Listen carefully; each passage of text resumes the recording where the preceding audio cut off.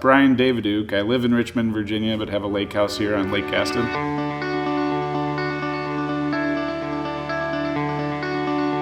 What was your experience like with Kenneth Daniel, start to finish, from the time you called him to the time they got done? I'd probably back up and say, being around the lake, anyone that's around the lake will understand.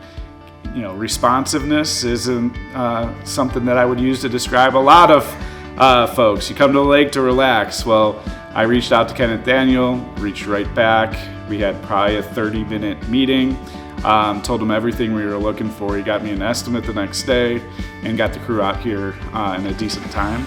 And the crew that's been doing the work has been professional and really has done tremendous work. I would absolutely refer them to a friend.